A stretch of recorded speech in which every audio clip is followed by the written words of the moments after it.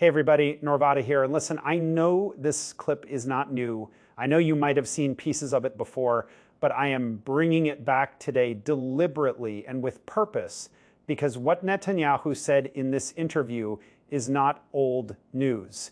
It is the exact same script he is running right now as the Iran war dominates every headline and Gaza somehow keeps getting pushed to the back page. The reporter in this clip asked him a simple question. More than 40,000 Palestinians dead, majority civilians, verified by the United States and international organizations. Polio back in Gaza after 25 years of being gone. Children orphaned. Mothers burying their children. How much is too much, and when does this end? And Netanyahu's answer was a series of very specific factual claims about aid, about civilian casualties, about military conduct, and about who is telling the truth. I needed to bring this back because those same claims are still being repeated today on bigger platforms to bigger audiences while the Iran war gives cover for the story to be buried. Stay with me through the full clip because when it is done, I am going to put every single one of his claims next to the documented record, and then you decide who is repeating a lie. Hit that like button, subscribe to Norvada's Take, and let's get into it. More than 40,000 Palestinians have now been killed in Gaza, a majority of whom are civilians. And these numbers are from the Palestinian Ministry of Health, but they are backed up by the United States, by international organizations. Humanitarian conditions in Gaza have degraded so much that diseases like polio and hepatitis A are now spreading. We have seen countless children be orphaned. We have seen countless mothers lose their children. How much is too much, sir? At what point is it time to end this war? Well, we'll end the war when we achieve our war goals of making sure that Hamas can't repeat such atrocities. But we're fighting this war in a just war with just means. In fact, with means that no other army has ever fought. No other army has taken the precautions that Israel has taken, sometimes at great risk, to make sure that we minimize the number of casualties. You talked about polio. We enabled now massive vaccination of polio. We want 90% of the Gazan people of Gaza vaccinated. I think 200,000 I think were vaccinated today. We put in 1 million tons of food, 1 million tons of aid, 700,000 tons of food. That's unheard of. We've taken, because we think that every civilian death is a tragedy. For Hamas, every civilian death is a strategy. For us, it's a tragedy. There are 1.4 million people in Gaza. They moved from the north to the south. You're going to have thousands, 20,000 killed. You're going to have a catastrophe, a humanitarian catastrophe. They have no place to go, no food to eat. Now report honestly, because here's what happened. They all left. They went to the humanitarian zone, which is 2 miles away, less. On the beach. They have tents. We supplied tents for 150,000 people. The aid agencies supplied the rest, and some of them carried their own tents. They have a place.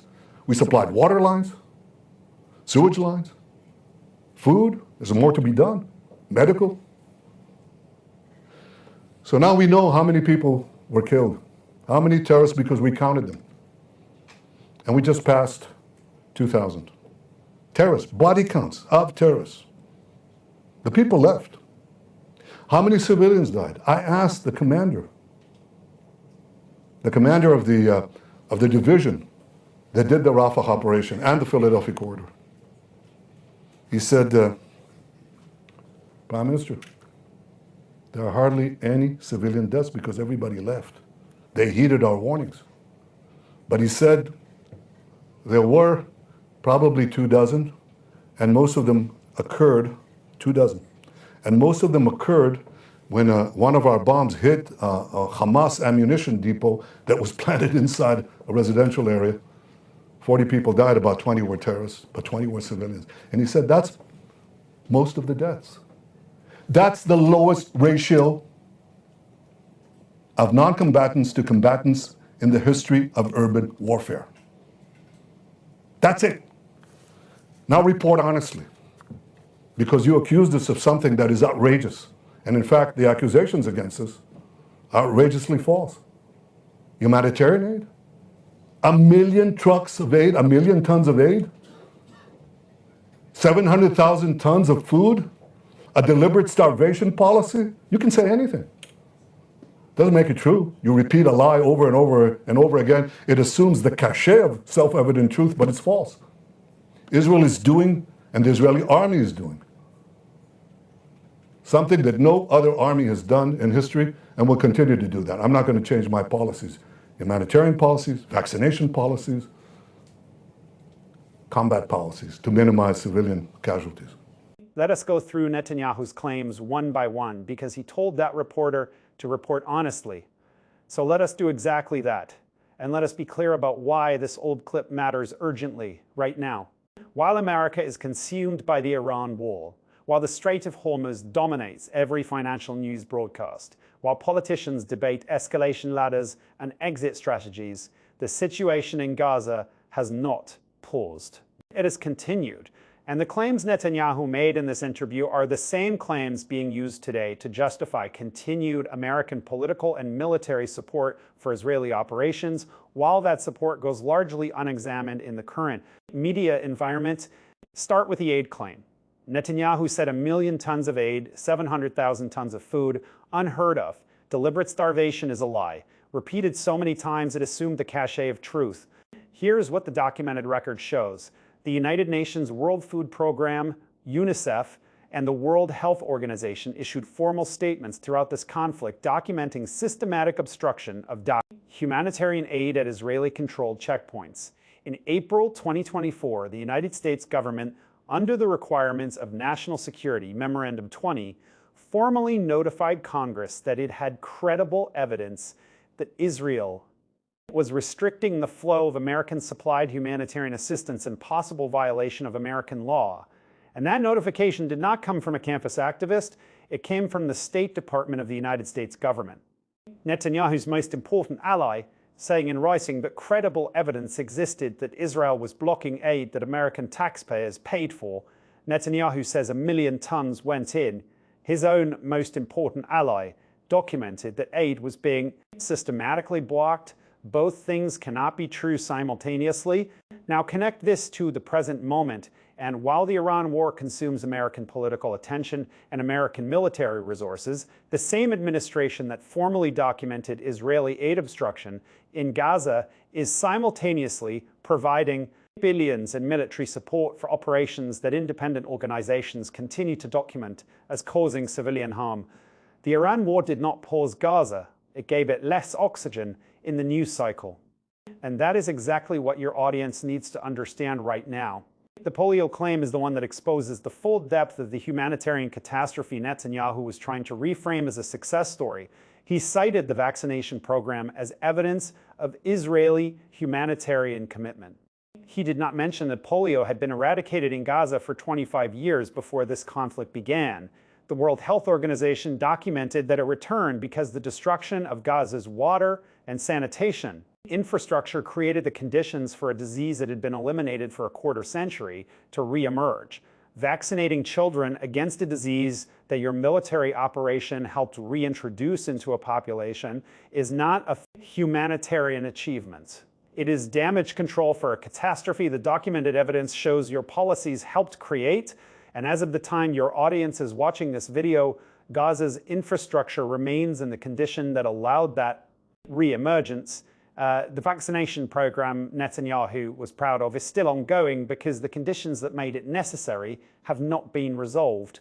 The Rafah 24 civilian deaths claim is the most specifically disprovable thing Netanyahu said in that entire interview, and it deserves the most direct confrontation. Netanyahu said his commander told him hardly any civilians died in Rafah because everyone heeded the warnings and left. Médecins Sans Frontières, which operates field hospitals with no political stake in either side of this conflict, documented treating patients with injuries consistent with aerial bombardment of residential areas throughout the Rafah operation. The United Nations documented the displacement of over 1 million people under conditions independent assessors described as catastrophic. The Palestinian Ministry of Health, whose numbers the United States government has stated it considers credible, documented hundreds of deaths during the Rafah operation. Netanyahu said 24, based on what his own commander told him about his own operation. That is not independent verification. That is self-reporting by the party whose conduct is being assessed.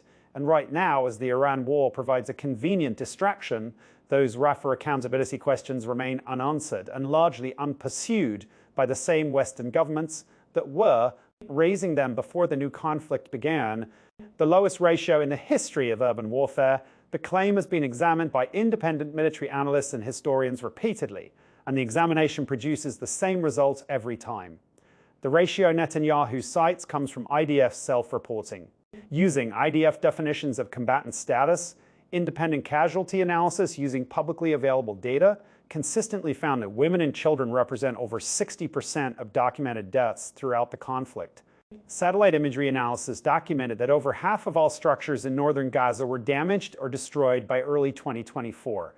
Multiple peer-reviewed urban warfare scholars published assessments stating that the scale of structural destruction in Gaza is without precedent in modern urban military conflict for a war of this duration. The lowest ratio in history, claim uses the accused party's own numbers to assess the accused party's own conduct, while independent physical evidence tells a fundamentally different story.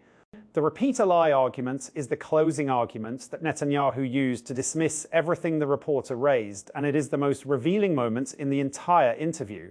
He said, repeating a lie gives it the cachet of self-evident truth. He used this to dismiss the starvation characterization. But here's what makes that argument so important to examine right now. In the current moment, the Iran war has given certain claims new momentum. The idea that Iran is an existential threat that justifies unlimited American military commitment, the idea that critics of Israeli government policy are anti-Semites or terrorist sympathizers, the idea that the documented death toll in Gaza is Hamas propaganda, despite being verified by the United States government, these claims are being repeated with new urgency and new frequency under cover of the Iran conflict. Netanyahu's own standard that repeating a lie gives it false credibility applies to every claim being made in the current media environment with the exact same force he intended it to apply to the reporter's questions. The standard either applies consistently to everyone or it means nothing at all. Here is why this old clip matters so much right now. Netanyahu made specific falsifiable claims in this interview.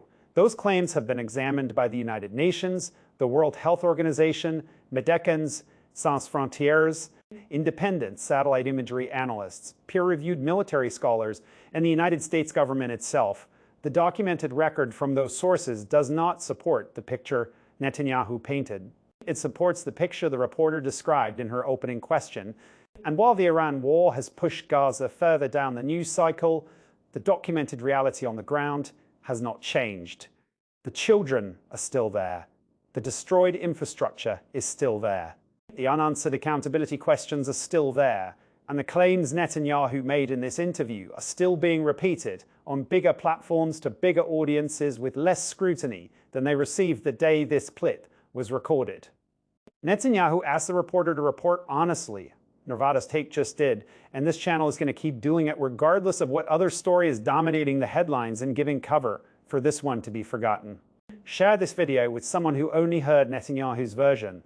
Hit that subscribe button and drop a comment below telling me where you are watching from and whether you think the Iran war is giving Gaza less accountability than it deserves, right? And now we are not looking away from this.